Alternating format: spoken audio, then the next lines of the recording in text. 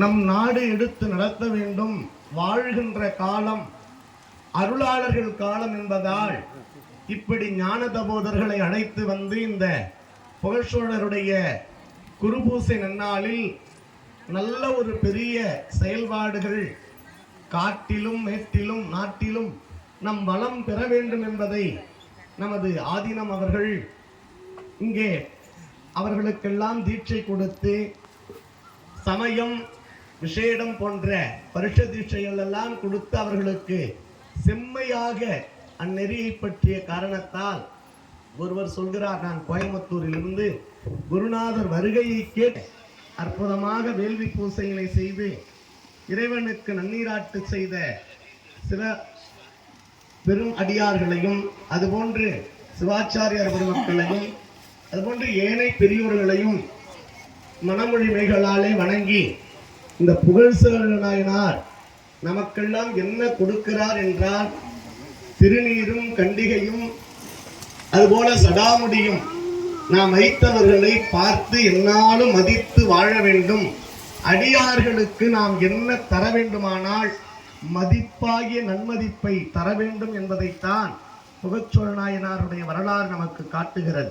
அதுபோல இந்த தருமபுரி ஆகிய மண் பெரும் தவம் செய்திருக்கிறது. ஏழ குடிசையில் தான் இறைவன் இருக்கிறார் என்பதை அவர் வாழ்வதற்கே ஒரு சின்ன வீடு தான். ஆனா இறைவனுக்கு கொடுத்த பெரிய வீடு கற்கோயிலாக அமைத்து மிக சீரும் சிறப்புமாக நமது சிவத்திரு சூரிய நாராயணனுடைய தந்தையும் தாயாரும் கூட காலையிலே சொன்னார்கள், இது ஒரு பெரிய அற்புதமான கோயிலாக கண்டிப்பாக வரும் என்று தவமத்தை அப்படியாப்பட்ட பெருந்தகையாளராக நமது ஈசான செந்தில் ஐயா அவர்கள் தன்னுடைய வாழ்க்கையை ஒவ்வொரு இடத்திலும் உள்ளம் பெருங்கோயிலாக ஊனுடம்பே ஆலயமாக வள்ளல் பிரானாருக்கு கோபுரமாக அந்த கோபுரத்தின் வாயிலாக வைத்து வழிபாடு செய்கின்ற நமது ஈசானம் செந்தில் ஐயா அவர்கள் நமக்கு நினைத்திருந்தால் இந்த இடத்தை ஏதேனும் பங்கிட்டு இதில் என்ன செய்யலாம் என்று நினைத்திருப்போம். ஆனால் உரிய இடத்தை வரக்கூடிய காலங்கள் எல்லாரும் சிவயோகத்தை சிந்தித்து சிவத்தின் நிலையை அடைய வேண்டும் என்பதனாலே சுவாமியை சதுர உடையராக வைத்து எல்லாருக்கும் ஆகிய நம் குரு மனவருக்கெல்லாம் நந்தியம்பெருமானே முதல் குருநாதர் என்கின்ற அடிப்படை நோக்கத்தோடு நல்லது ஒரு அற்புதமான ஒரு ஆலயத்தை அமைத்திருக்கிறார்கள்.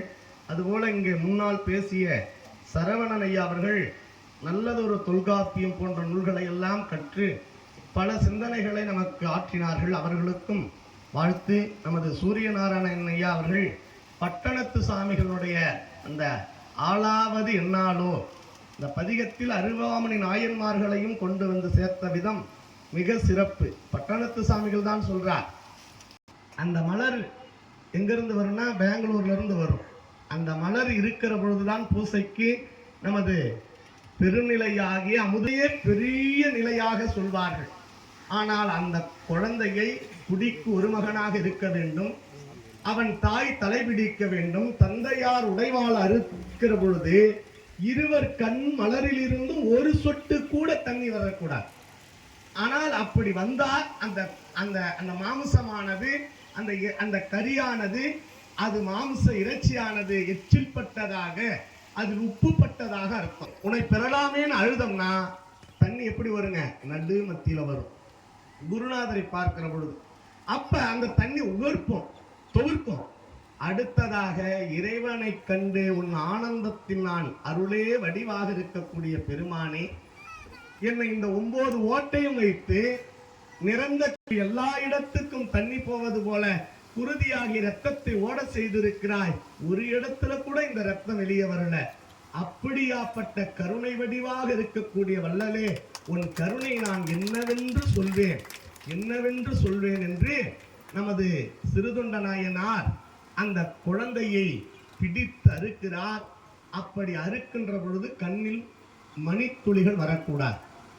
அப்படி வந்தால் அந்த தண்ணியானது உப்பு பட்டு எச்சலாகிவிடும் என்பதன் காரணத்தால் நமது சிறுதொண்ட நாயனார் அந்த தன் மனையாளாக இருக்கக்கூடிய வெங்காட்டு நங்கை இருவரும் தலையார் பிடிக்க, தாய் தலை பிடிக்க, தந்தையார் உடைவாள் எடுத்து அறுக்க இந்த உடந்து அறுக்கிற பொழுது ஒரு சொட்டு கண்ணீர் கூட வரக்கூடாது. எப்படி? மூக்கினால், நடுமத்தினால். இப்ப இறைவனுடைய ஆனந்த கருணையை பார்க்கிற பொழுது இந்த ஓரமா தண்ணி வரும். அந்த தண்ணி எடுத்து நீங்க அப்படி தொட்டு வச்சீங்கன்னா இனிக்குங்க. இந்த இனிக்கக்கூடிய தண்ணி என்னைக்கு நமக்கு வருவதோ அன்னைக்குத்தான் மணிவாசகர் சொல்றார், யானே பொய் என் நெஞ்சம் பொய் என் அன்பும் பொய்.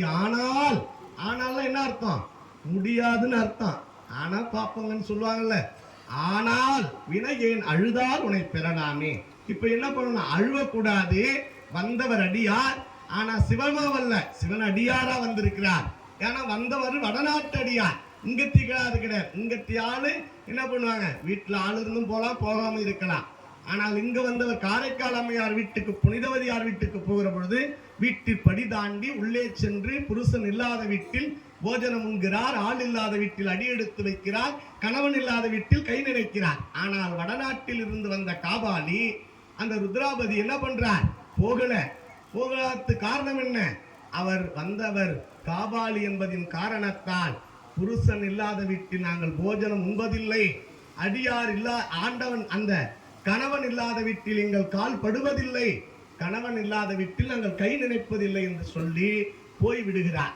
அப்படி அந்த இடத்திலே ஆத்திமரம் இருக்கிறது. இன்றும் சாமியினுடைய திருநிலை. நாங்க அங்க போய் உழவாரம் செய்திருக்கிறோம். நம்மளுடைய மடத்தின் சார்பாக உழவாரம் செய்கிற பொழுது சாமி இடத்திலே 3 நாள் சுவாமி வெளியே பயணம் செய்திருந்தார். அப்படி எங்களுடைய அன்பை அங்கே செலுத்திய பொழுதுதான் அந்த பட்டணத்து சுவாமிகளுடைய ஞாபகம் எங்களுக்கு வந்தது. ஒரு வாளால் மகவறிந்து ஊட்டவல்லேன் அல்லல், ஒரு மாது சொன்ன சூழாலின் இளமையை துறக்க வல்லேன் அல்லன்னார். எதை வேணாலும் துறந்துடலாமா, அன்பையும் அந்த காமத்தையும் துறக்க முடியாது. எப்படியாவது உடம்பு பற்றுமோ இல்லையோ உள்ள அந்த எண்ணமாவது அப்படி நல்லா இருக்காங்க இப்படி நல்லா இருக்காங்க நினைப்புமா. ஆனா 24 வயசுல என்ன பண்றார்? எம்மையும் தீண்டாது திருநீலகண்டம்னு ஒரு வார்த்தை சொன்னதுதான்.